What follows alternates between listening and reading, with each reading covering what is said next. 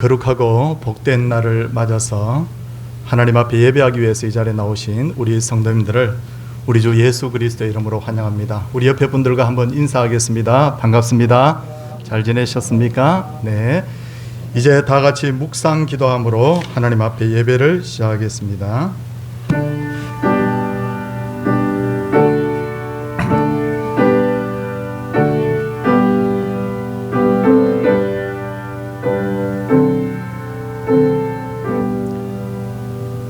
내게 주신 모든 은혜를 내가 여호와께 무엇으로 보답할까? 내가 구원의 잔을 들고 여호와의 이름을 부르며 여호와의 모든 백성 앞에서 나는 나의 소원을 여호와께 갚으리로다. 아멘. 사도신경으로 신앙 고백합니다. 나는 전능하신 아버지 하나님 천지의 창조주를 믿습니다. 나는 그의 유일하신 아들 우리 주 예수 그리스도를 믿습니다. 그는 성령으로 잉태되어 동정녀 마리아에게서 나시고 본디오 빌라도에게 고난을 받아 십자가에 못 박혀 죽으시고 장사된 지 사흘 만에 죽은 자 가운데서 다시 살아나셨으며 하늘에 오르시어 전능하신 아버지 하나님 우편에 앉아 계시다가 거기로부터 살아있는 자와 죽은 자를 심판하러 오십니다. 나는 성령을 믿으며 거룩한 공교회와 성도의 교제와 죄를 용서받는 것과 몸의 부활과 영생을 믿습니다. 아멘. 찬송 93장입니다.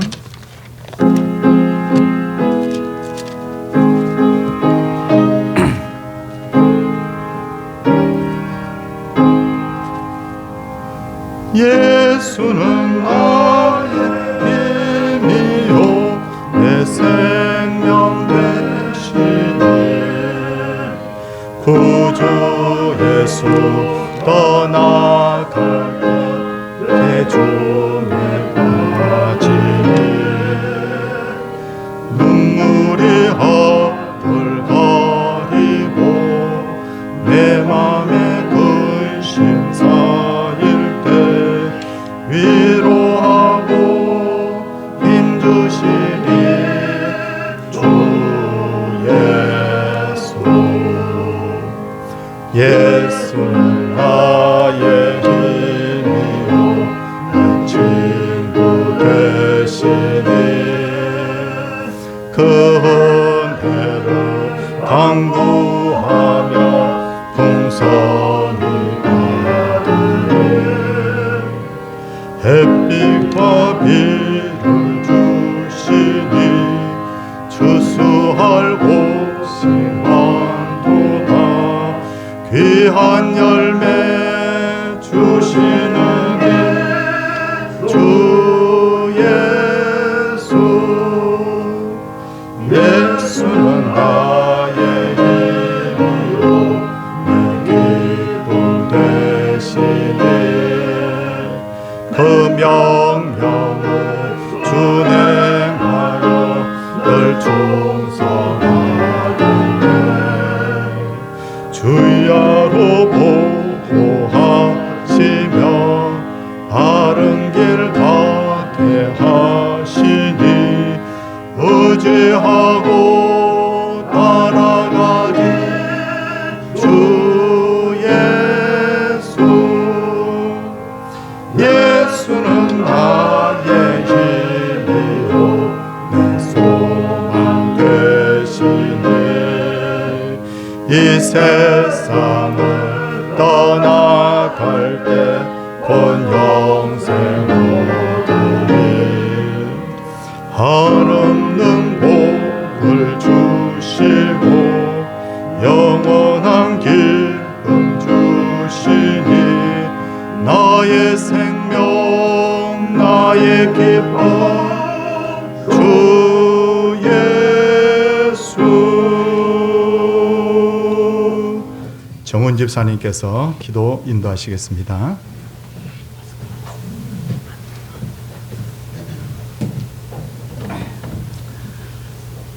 사랑과 은혜가 충만하신 하나님 아버지, 오늘도 주일을 맞아요 이렇게 아버지 앞에 나와서 예배드리도록 인도하여 주신 은혜 감사드리옵나이다. 찬양과 경배를 들으니 기쁘게 받아 주시옵소서. 아버지 하나님, 제일 먼저 지난 날을 되돌아봅니다. 너무나 어리석어서 제가 죄인 줄 모르고 죄를 저지르고 살았으며 너무나 연약하여서 죄인지도 알면서도 끊지 못하고 그 죄를 반복하며 살았음을 아버지 앞에 고백하옵나이다. 입술로는 하나님의 영광을 위해서 산다고 하면서도 실제에 있어서는 죄인들의 영광을 위해서 살았고, 입술로는 예수님의 삶을 따라 산다 하면서도 실제에 있어서는 세상의 이익과 욕심을 쫓아 살았음을 아버지 앞에 고백하고 회개하옵나이다. 이렇게 죄 많고 어리석고 연약한 죄들이 무엇이간데 이 귀하시보다 못한 이 적은 믿음을 보시고 주님의 그 귀하신 보혈로서 죄를 깨끗하게 하시고 대속하시고 구원하여 주시나에 감사드리옵나이다. 하나님을 아버지라고 부를 수 있도록 허락하여 주시나에 감사드리옵나이다. 이 시간 이후로는 죄를 잘못된 습관을 끊게 하시고 죄를 멀리하여서 하나님의 자녀답게 살게 하여 주옵소서. 입술로만 아버지를 따르는 것이 아니라 행동으로 아버지를 따름으로써 하나님의 자녀답게 살게 하여 주시옵소서. 또한 이 시간 이 나라와 이 민족을 위하여 기도드립니다. 수천 년 동안 우상 숭배에 빠져서 멸망할 수밖에 없었던 이 민족에게 복음을 주셔서 구원하여 주시네 감사드리옵나이다. 수많은 전쟁과 기아에 허덕이던 이 민족에게 지금처럼 평화를 주시고 부강하게 하여 주시네 감사드리옵나이다. 그럼에도 불구하고 지금 저희들 아버지를 잊고 있으며 아버지를 떠나 있으며 물질주의에 빠져서 아버지에게 대항하기까지 하고 있습니다. 아버지 공의와 법도가 이 나라에 바르게 세워지기 원하며 이 백성이 아버지를 두려워할 수 있도록 하게 해주시 바라며, 또한 고아 가부와 나그네를 불쌍히 여겼던 아버지 그 마음과 독생자를 주셔서 죽기까지 사랑했던 그 사랑을 제대로 깨닫고 회개하고 아버지 앞에 돌아오는 민족이 되게 하여 주옵소서. 저 북녘 땅의 항모함을 기억하고 회복하도록 하는 노력하는 민족이 되게 하시고, 또한 그럼으로써 아버지의 기업으로 택함 받고 제사장 나라로 쓰임받아 세계 열방의 아버지 말씀을 전하는 귀한 삶을 가진 민족이 되기를 원합니다. 여기에 우리 한국 교회들이 열심히 하기를 원합니다. 아버지 은혜로 저희 한국 교회가 질적으로는 양적으로 많이 성장하였음을 감사드리옵나이다.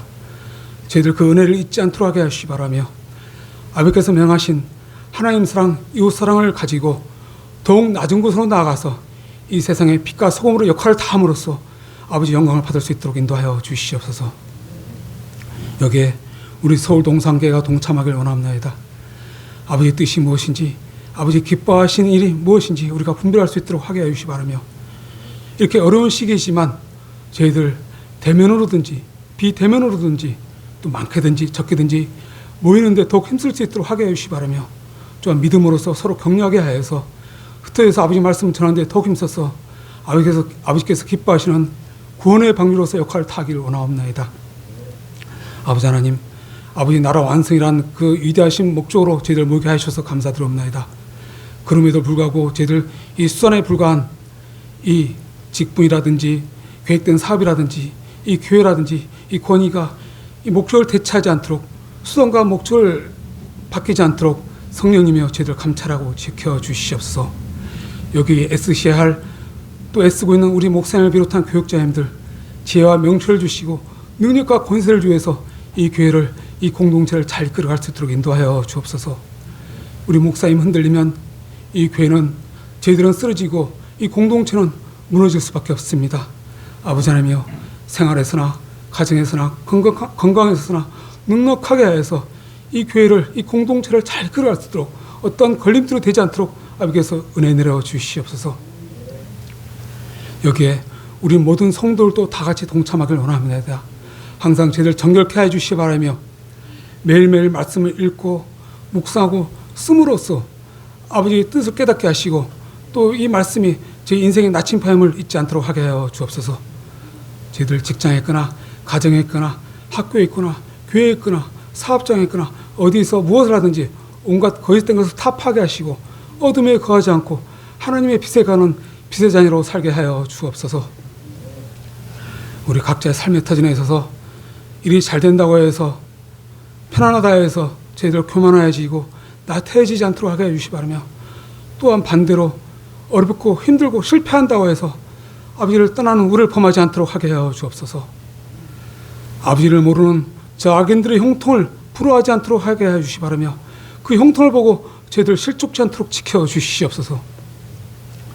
이 헛된 이 세상, 이 짧고 이 인생에 저희들 집착지 않도록 하게 하여 주시 바라며 이 세상에서 주는 어떤 즐거움이나 쾌락에 미혹되지 않도록 하게 하시고 하나님에 속한 바른 영의 사람으로서 아버지의 계명을 지키고 삶으로써 어떤 생활에서 불편하더라도 그 기쁨이, 그 즐거움이 참 기쁨이며 참 즐거움이며 참 행복임을 저희들 잊지 않도록 하게 하여 주옵소서.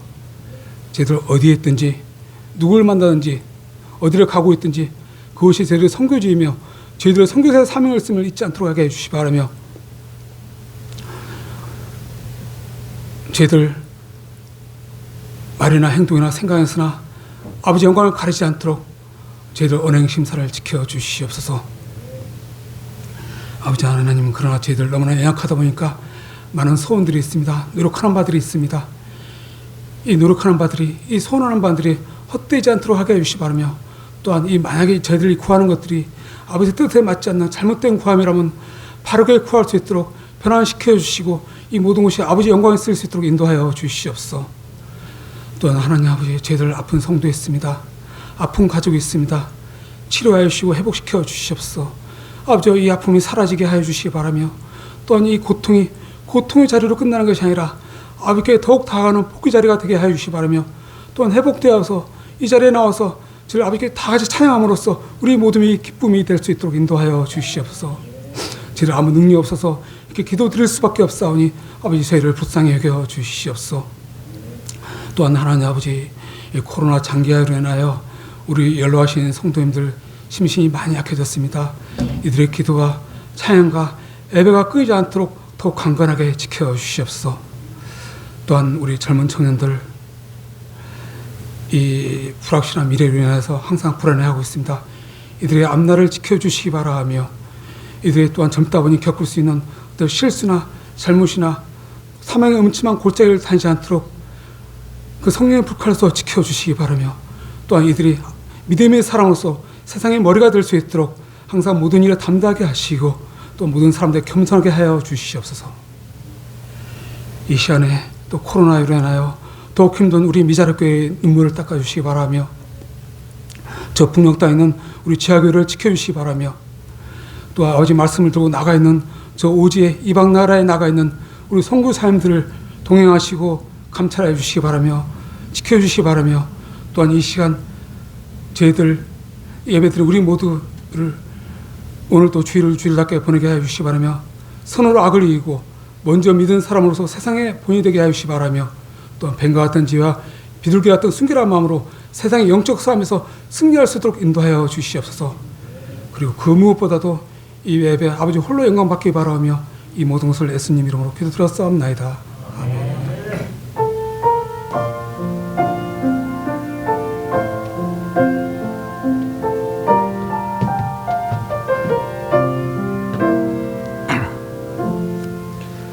하나님의 말씀은 히브리서 4장 14절에서 16절까지 말씀입니다.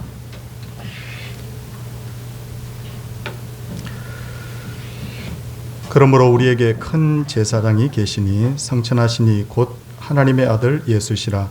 우리가 믿는 도리를 굳게 잡을지어다. 우리에게 있는 대제사장은 우리의 연약함을 동정하지 못하실 이가 아니요 모든 일에 우리와 똑같이 시험을 받으신 이로되 죄는 없으시니라. 그러므로 우리는 긍휼하심을 받고 때를 따라 돕는 은혜를 얻기 위하여 은혜의 보좌 앞에 담대히 나아갈 것이니라. 아멘. 정인서 집사님 특송하시겠습니다.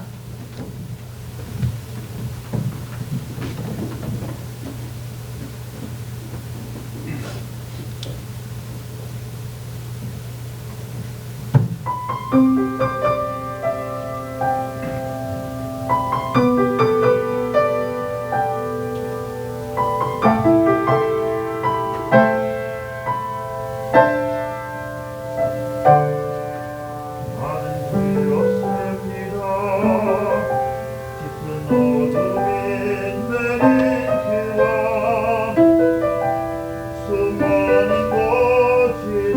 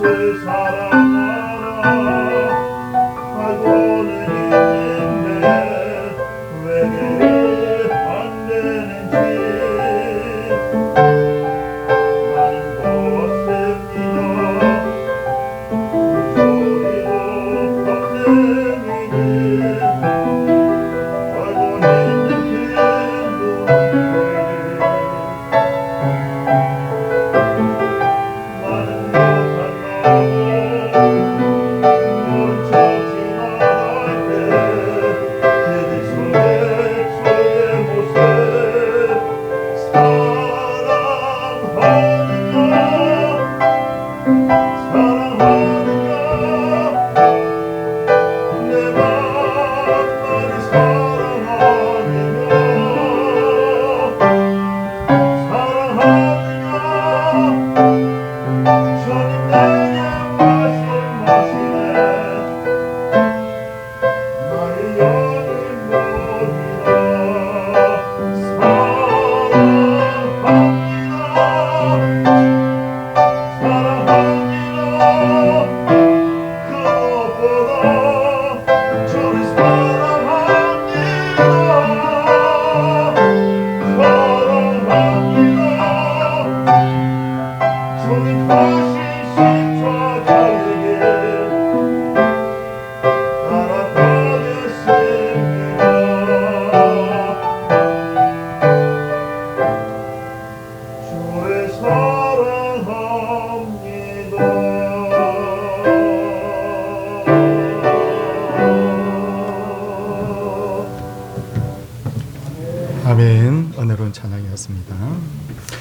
현재 지구상에는 약 78억 명의 다양한 사람들이 살고 있는데 어떤 이는 잘났고 어떤 이는 못났고 어떤 이는 똑똑하고 어떤 이는 어리석고 부자가 있는가 하면 가난한 사람이 있고 건강한 사람이 있는가 하면 병든 사람이 있는데 8억 명의 사람들 중에 같은 사람이 단 한 사람도 없습니다. 그러다 보니 우리는 은연중에 사람이 참 다르다고 생각하죠. 하지만 잘났든 못났든 부자든 가난하든 똑똑하든 그렇지 않든 간에 한 가지 공통점이 있는데 그것은 모두 다 죄인이라는 것입니다. 우리 모두는 죄인이다 말하면 사람들이 이 말을 굉장히 관념적 혹은 피상적으로 생각하는 경향이 있습니다. 그래, 우리는 죄인이야. 그래서 어쩌라고. 내가 죄인이든 아니든 달라지는 게 뭐가 있어. 사람들은 자신이 죄인이라는 것에 대해서 별로 심각하게 생각하지 않죠.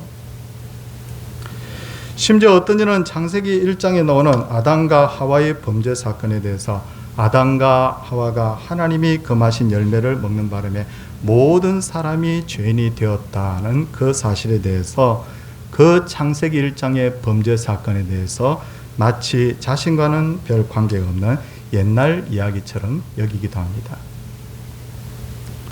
근데 사람들이 이렇게 반응하는 것은 사탄의 미혹이라는 것을 알아야 돼요. 사탄은 사람들로 하여금 죄를 죄로 여기지 않게 합니다. 우리의 주변을 보십시오. 죄를 지은 사람이 경찰서에 잡혀오면 나만 죄 짓습니까? 하고 큰 소리 치잖아요. 길에서 담배 피고 길에서 침을 뱉는 아이들을 나무라면 아저씨나 똑바로 하세요. 그렇게 하지 않습니까? 죄를 짓고도 큰 소리 치는 이유는 그들의 양심이 화인을 맞았기 때문이에요. 화인은 다시 말해서 불도장을 맡은 그 자리를 스티그마라고 합니다. 그 화인 맞은 자리는 어떻게 되느냐면 피부가 딱딱하게 굳어서 아무 감각이 없어져 버립니다. 그러니까 죄를 지어도 죄를 죄로 여기지 않게 되고 그런 사람은 회개도 하지 않는 겁니다. 그런데 무서운 것은 하나님께서는 회개하지 않은 죄에 대해서는 심판하신다는 겁니다. 내가 살아생전에 아무리 잘나고 똑똑하고 대단한 사람이라 하더라도 이 세상을 떠나는 날에는 하나님 앞에 반드시 심판받게 되어 있다. 그리고 또한 로마서 6장 23절을 보면 죄의 삭은 사망이라고 했습니다. 그냥 우리가 죽음으로써 끝나는 것이 아니라 심판받아서 그 영혼은 지옥에 떨어져서 그곳에서 영원히 살게 된다는 거예요. 그러기에 죄인인 우리는 자신의 죄를 자각하고 하나님이 정하신 방법대로 하나님 앞에 나가서 회개하고 죄의 용서함을 받아야 되는데, 하나님께서 어떤 방법으로 죄를 회개하기를 원하실까요? 구약 성경을 먼저 살펴보도록 하겠습니다. 구약 성경을 보시면 죄를 지은 죄인은 자신의 죄를 대신할 양 혹은 염소 혹은 소를 준비해서 하나님의 임재해 계시는 바로 성막으로 갑니다. 그리고 정해진 장소에서 양이나 염소나 소의 머리에 손을 얹고 안수합니다. 소나 양이나 염소의 머리에다가 자기의 그 손을 얹고 안수하면서 자기의 죄를 다 고백하는 것은 바로 이 안수의 의미가 뭐냐면 내가 지은 죄를 이제 이 짐승에게 전가한다는 그런 의미가 있는 거예요. 그리고는 죄를 지은 사람이 손수 양이나 염소나 소를 잡아요. 성도들이 이런 양이나 염소, 소 잡아보셨습니까? 이 목에다 칼을 탁 들이대면 이 짐승들이 어떻게 할까요? 아마 막 그들이 안 죽으려고 굉장히 크게 비명을 지르면서 온 피가 이곳저곳에서 튀지 않겠습니까? 정말 끔찍한 장면입니다. 그런데도 죄를 지은 사람은 끝까지 이 짐승을 잡아야 됩니다. 이 짐승을 잡으면서 이 짐승이 죽는 것 바로 나 때문에 죽는 거구나. 죄라는 것이 이렇게 무서운 것이구나. 그 사방으로 튀는 그 피를 바라보면서 내가 다시는 죄를 짓지 않아야 되겠구나. 그는 그 죄의 그 심각성에 대해서 다시 한번 깨닫게 되는 거예요. 이렇게 양이나 염소나 소가 죽으면 그 그릇에다가 피를 받아서 제사장에게 건네줍니다. 그러면 제사장은 그 피를 하나님의 제단 뿔과 바로 그 제단에다 뿌리면서 죄 용서를 선언합니다. 이것이 바로 제사장이 하는 역할이었던 거예요. 그런 의미에서 제사장은 백성들을 위해서 대신 기도해 주는 사람. 제사장은 뭐 하는 사람입니까? 하나님과 인간 사이의 중보자가 되었기 때문에 이스라엘 백성들은 제사장, 특별히 대제사장을 왕만큼 그들은 존경하고 사랑했습니다. 이렇게 해서 수많은 죄인들을 위해서 많은 양이나 염소나 소가 대신 죽었고 1500년 동안 굉장히 많은 제사장들과 대제사장들이 바로 백성들을 위해서 수고를 마다하지 않았습니다. 그런데 히브리서 2장 17절 아주 중요한 말씀을 하고 있습니다. 이 히브리서 2장 17절 말씀을 보니까 구약에서 행하던 모든 일들이 뭐냐면 장래일의 그림자라고 말씀하고 있어요. 무슨 말입니까? 구약시대 절기 지키는 것, 구약시대 제사 드리는 것, 구약시대 짐승을 통해서 죄사함을 받고 대제사장이 백성들을 위해서 대신 중보의 기도해 줌으로써 하나님으로부터 죄 용서함을 받는 것 자체가 뭡니까? 장래에 있을 일들에 대한 그게 뭐냐? 그림자라는 거예요. 그림자. 그렇다면 구약시대에 행하던 모든 일들이 장래일의 그림자이면 실체는 뭘까요? 실체가 있어야 될 거잖아요. 다시 골로새서 2장 17절을 보면 이것들은 장래일의 그림자이나 몸은 그리스도의 것이니라. 제가 말씀 잘못했습니다. 히브리서 2장 17절입니다. 이것들은 장래일의 그림자이나 몸은 그리스도의 것이니라. 이해를 돕기 위해서 공동 번역 성경은 이 부분에서 어떻게 번역을 하고 있느냐면 이것들은 장차 올 것의 상징에 지나지 않고 그 본체는 그리스도다. 이해되셨죠? 그러니까 구약시대에 행하던 절기 지키는 것, 제사 드리는 것, 짐승을 잡아서 하나님 앞에 피를 뿌림으로 죄 용서 받는 것이 뭐입니까? 그건 전부 다 그림자고 상징이고 실체, 본체는 뭐냐면 바로 예수 그리스도다. 그렇게 되어 있어요. 그렇다면 예수님은 우리를 위해서 어떤 일을 하셨을까? 예수님이 우리를 위해서 하신 것이 특별히 두 가지입니다. 첫째는 예수님은 그동안 사람들이 짐승의 피를 통해서 죄사함을 받았는데 이제는 짐승의 피로 아니하시고 당신 자신의 그 보혈을 통해서, 피를 통해서 바로 우리의 생명을 구원해 주셨다. 죄 문제를 해결해 주셨다. 첫 번째. 두 번째로 예수님이 하신 일이 뭡니까? 예수님이 하신 두 번째 일은 친히 대제사장이 되셔서 하나님과 죄인 사이에 중보자가 되어 주셨다. 그러니까 예수님은 바로 구약의 제물인 바로 짐승의 실체이고 대제사장이 바로 실체라는 거예요. 그래서 히브리서를 기록한 이 기자는 오늘 본문 14절 말씀 한번 보십시오. 14절 말씀에 보니까 그러므로 우리에게 큰 제사장이 계시니 성천하시니 곧 하나님의 아들 예수시라 라고 하면서 기뻐 크게 외치고 있는 것을 볼 수가 있어요. 그러므로 이제는 더 이상 짐승을 잡아서 죄사함을 받을 필요가 없어지게 된 거예요. 이제는 천주교 교인들처럼 사제를 찾아가서 신부를 찾아가서 고해 성사해야 될 필요가 없는 거예요. 그런데도 많은 이들이 예수님이 나의 죄를 대신해서 피 흘려 주셨다는 사실을 믿지 못하기 때문에 어떤 생각을 하냐. 야, 교회 가면 헌금 많이 해야 그래도 천국 가는 거 아니야? 내가 하나님을 위해서 봉사를 많이 해야 되는 거 아니야? 내가 고해 성사를 하면서 해야 내가 죄 용서함을 받는 거 아니야? 예수님이 나를 위해서 피 흘려 주시고 대제사장이 되셔서 하나님과 나 사이에 중보자가 되어 주셨다는 그 믿음이 없으니까 이단들이 말하는 것에 쉽게 우리가 미혹이 되는 거예요. 그래서 성경께서는 히브리서 4장 14절 끝부분 보십시오. 뭐라고 되어 있습니까? 우리가 믿는 도리를 굳게 잡을지어다. 확실하니까 잡으라는 거예요.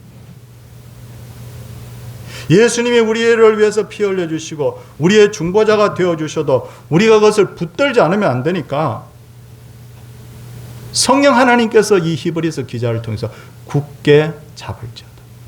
사랑하는 성도님들, 하나님께서 이 예수 그리스도의 중보 사역에 대한 확실한 믿음을 주셔서 우리가 이 믿음을 굳게 붙들 수 있기를 바랍니다. 그런데 어떤 사람은 고민을 합니다. 나는 예수님을 믿는다고 하면서 자주 죄 짓습니다.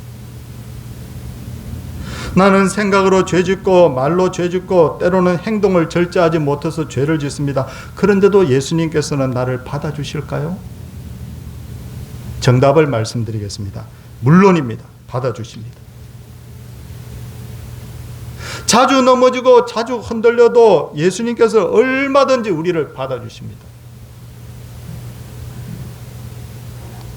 오늘 본문 히브리서 4장 15절 성도님들 한번 보시기 바랍니다. 우리에게 있는 대제사장은 우리의 연약함을 동정하지 못하실가 아니요 모든 일에 우리와 똑같이 시험을 받으신 이라고 되어 있습니다. 여기서 말하는 동정이라는 것은 심파데시아라고 합니다. 이 말은 무슨 말이냐면 아이고 저 사람 참 불쌍하네. 아이고 저렇게 해서 어떻게 이렇게 감정적으로 동정하는 것이 아니고 여기서 말하는 이 심파데사이라고 하는 이 말은 뭐냐면 함께 고통당한다 그런 뜻이에요. 그냥 감정적으로 내가 동정하는 것이 아니라 내가 그 고통 다 겪어봐서 안다는 뜻이에요. 그리고 우리에게 있는 대제사장은 우리의 연약함을 동정하지 못하실 리가 아니요.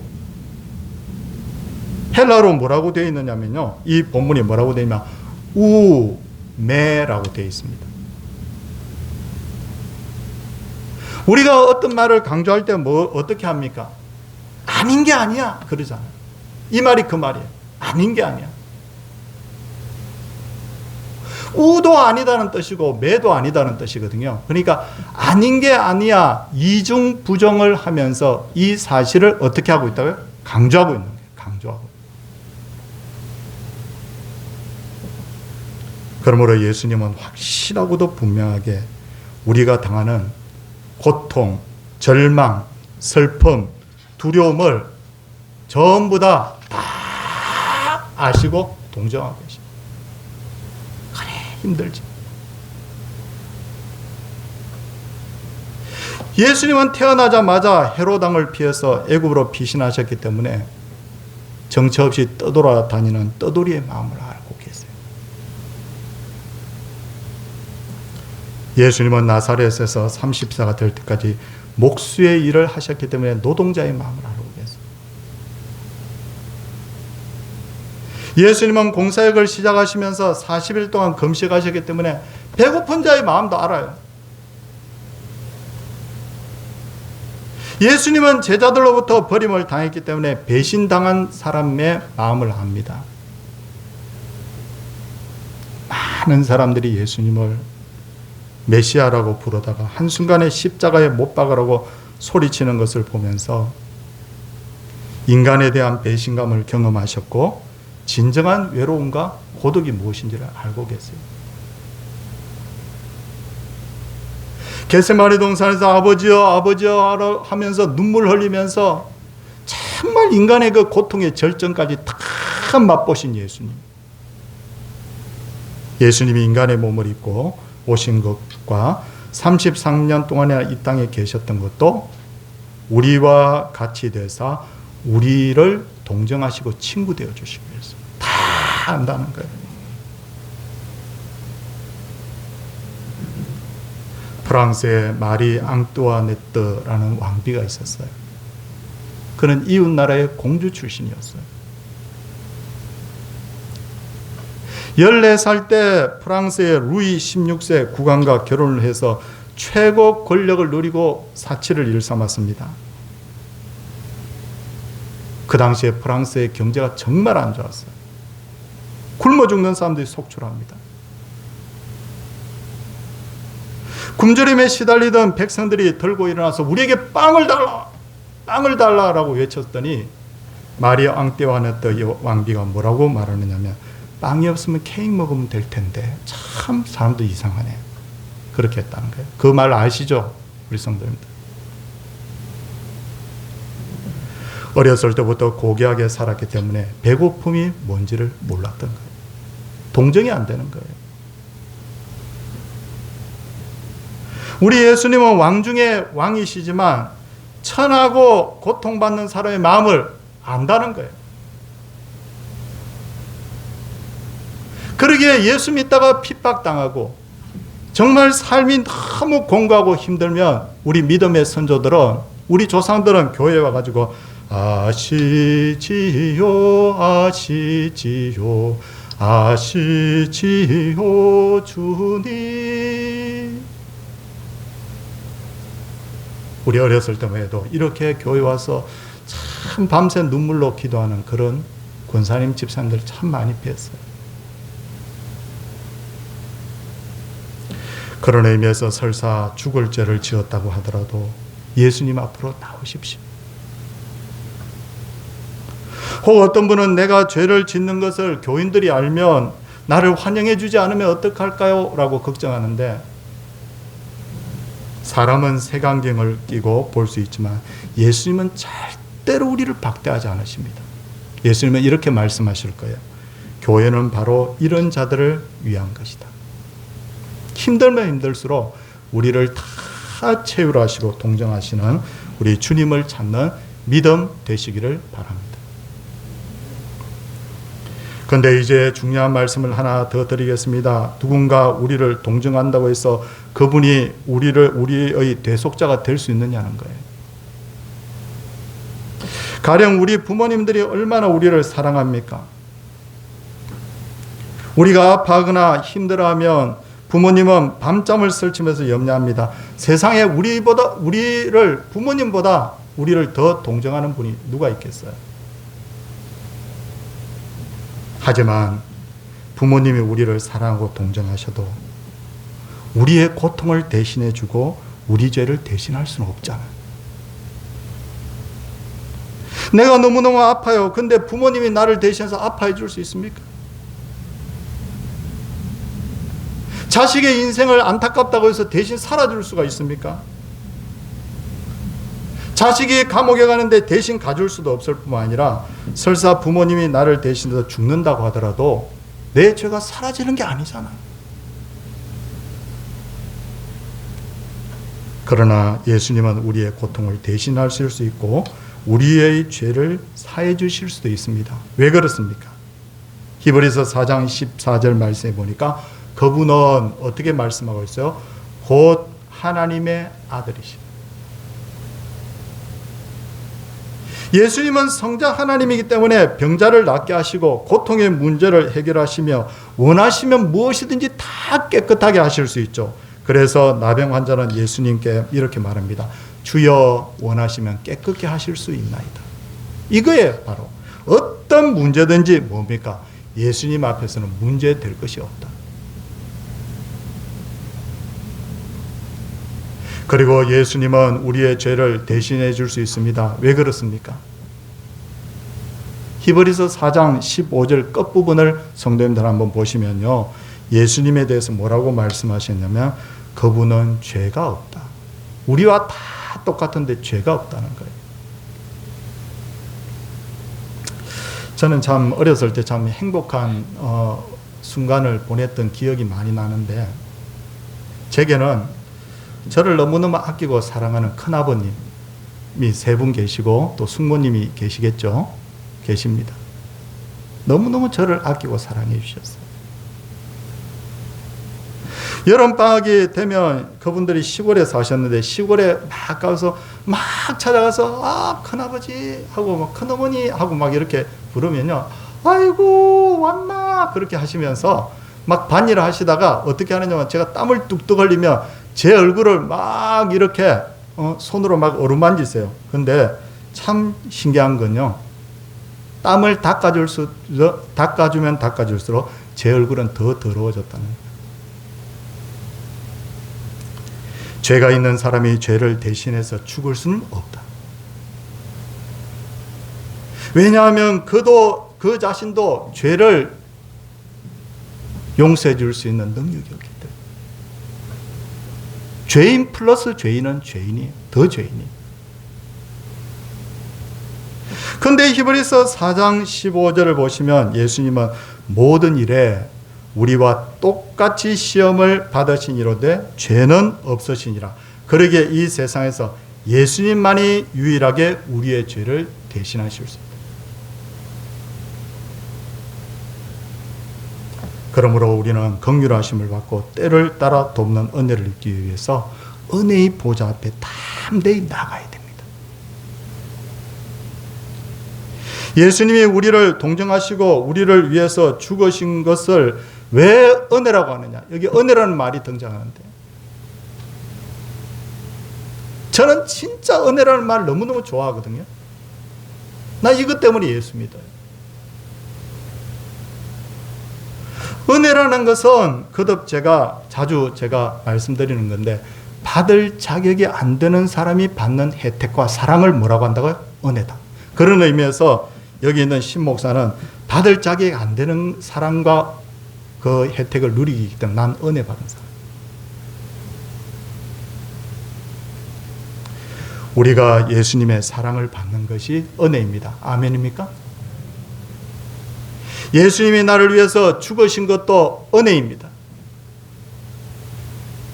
78억이나 되는 많은 사람 중에 나를 택하시사 하나님의 자녀 되게 하시고 천국 백성 되게 하신 것이 전부 다 하나님의 은혜인 줄 믿습니다.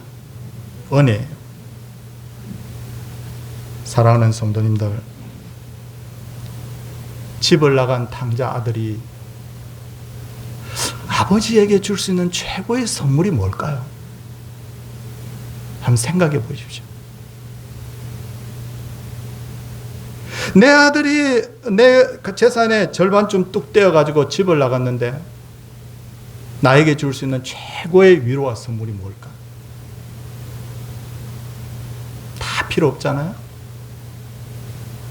그 당자들이 자신의 잘못을 뉘우치고 아버지께 돌아오는 것이 아버지께 줄 수 있는 최고의 선물이에요.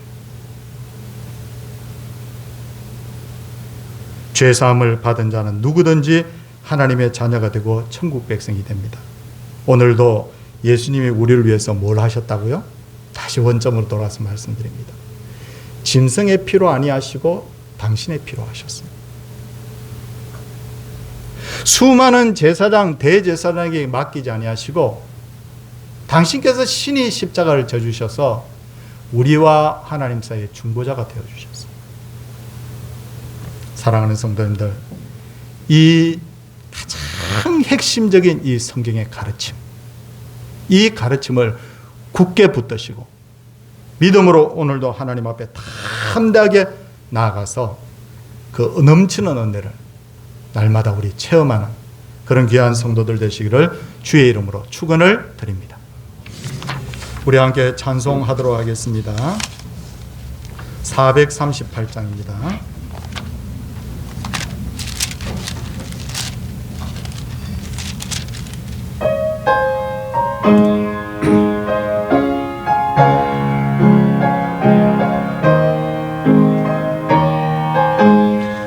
내 영혼이 원청 입어 중한 죄지 얻고 보니 슬픔 많은 이 세상도 천국으로 화도다. 할렐루야 찬양하세. 내 모든 죄 사함받고 주 예수와 동행하니 그 어디나 하늘나라. 주의 얼굴 뵙기 전에 멀리 뵈던 하늘나라.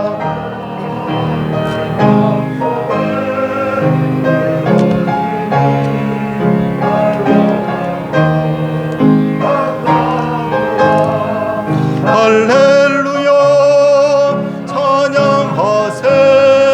내 모든 죄 사함받고 주 예수와 동행하니 그 어디나 하늘나라. 높은 산이 거친 들이 조막이나 내 주 예수 모신 곳이 그 어디나 하늘나라. 할렐루야 찬양하세. 내 모든 죄 사함받고 주 예수와 동행하니 그 어디나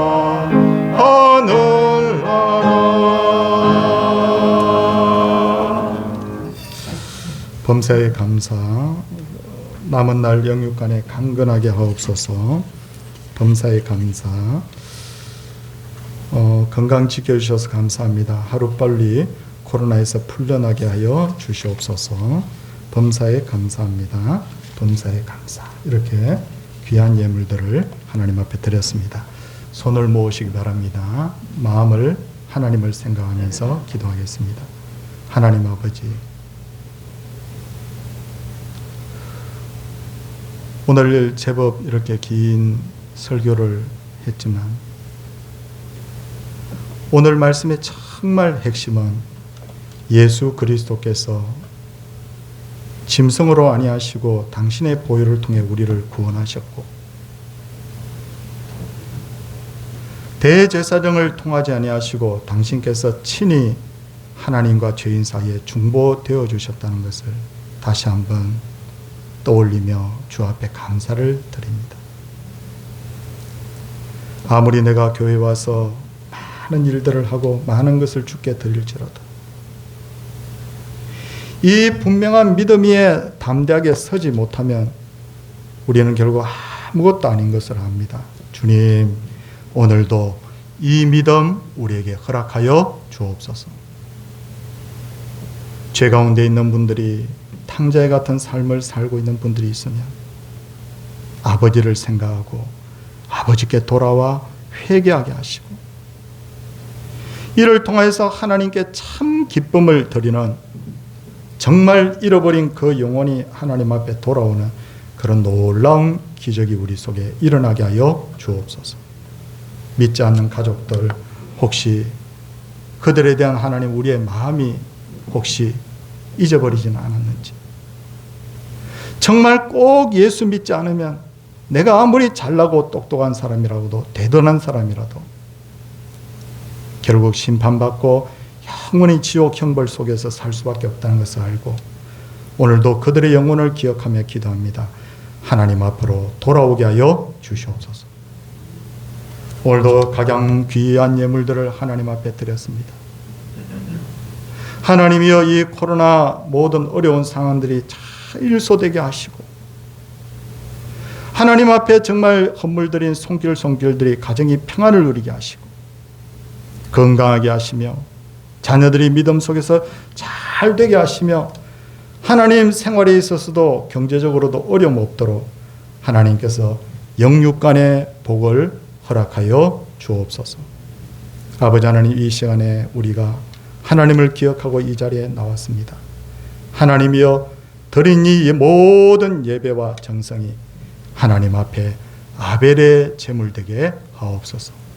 이 땅 어둠이 거쳐지게 하시고, 정의롭고 공의로운 땅 되게 하시고, 그리스도인들이 소금과 빛의 역할을 잘해서 세상으로부터 칭찬 듣고 하나님의 영광 드러내게 하옵소서.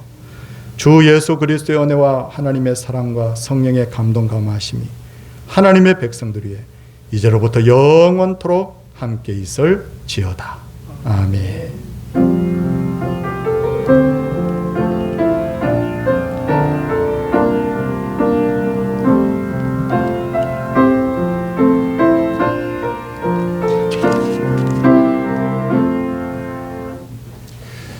성도님들께 광고 드리도록 하겠습니다. 지금 교회에 보내는 주일 영상 그리고 수요일 영상 잘 받아보고 계실 줄 압니다. 꼭 그 영상을 보시면서 가정에서도 예배를 드려주시기 바라고요. 그리고 예배 영상이 교회 홈페이지에도 올려져 있어요. 그래서 홈페이지 이 주소를 그 검색란에다가 쳐도 되고, 그 주소 치는 란에다 쳐도 됩니다. www.동산21.org 치면 그 여러 항목이 있는데, 예배 항목을 누르면 그 주일 예배, 수요 예배 이렇게 되어 있는데, 거기에서 영상이 같이 올려져 있습니다. 참고하시길 바랍니다. 성경 필사 저도 열심히 쓰고 있다고 말씀드렸는데, 우리 성도님들 잠언 쓰시면서 이번에도 함께 은혜 받는 시간이 되기를 바랍니다. 4월 18일 날 2부 예배 시에 상반기 학습 세례 유아 세례 입교식이 있어요. 해당되시는 분들 사무실로 신청해 주시면 감사하겠습니다. 정말 우리 성도님들 여기까지 우리가 1년 넘도록 이 코로나와 싸우면서 여기까지 왔는데 협조를 너무너무 잘해 주셨습니다. 끝까지 마음 놓지 마시고 협조 잘 해주셔서 안전하고도 은혜로운 그런 예배가 될 수 있기를 바랍니다. 이제 옆에 분들하고 같이 한번 인사하도록 하겠습니다. 할렐루야.